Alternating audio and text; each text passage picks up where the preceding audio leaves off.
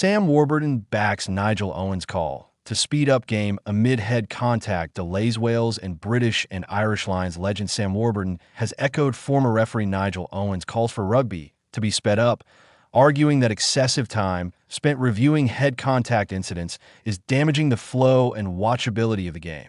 World Rugby has made player welfare a central priority in recent years, introducing stricter head contact laws and the coaching intervention program in an effort to reduce dangerous tackles and limit suspensions. While Warburton supports the intent behind these measures, he has questioned whether they are achieving the desired behavioral change among players. Writing in his column for The Times, Warburton expressed concern that prolonged reviews are increasingly disrupting matches. I have mentioned this before, and I know Nigel Owens, the former referee, has written a lot about it, but too much time is being taken up looking at head contacts. Warburton wrote, "The delays are all coming in good faith.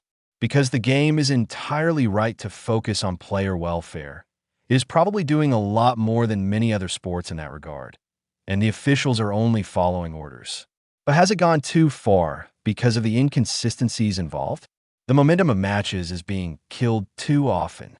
Warburton pointed to Owens' recent comments questioning whether player behavior has genuinely evolved since head contact became a major focus of law enforcement.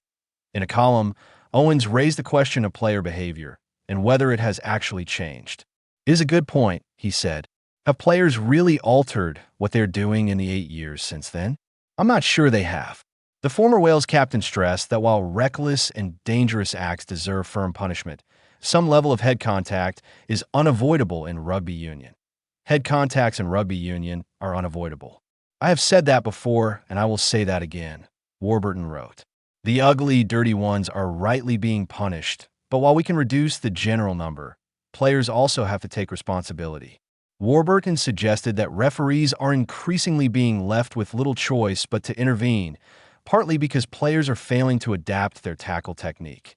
"I think referees are being pushed into a corner by players not going low enough and not wrapping their arms," he said, before also questioning the role of coaches in addressing the issue.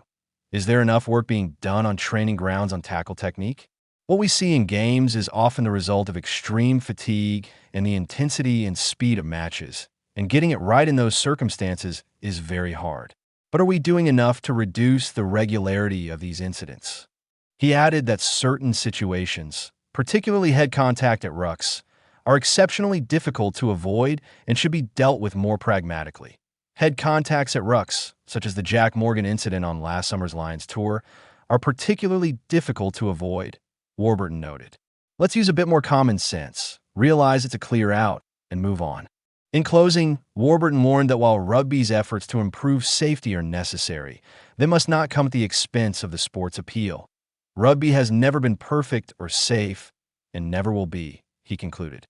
"We're trying to make it safer, which is great, but we also need to make sure it doesn't become unwatchable. The game has to be quickened up,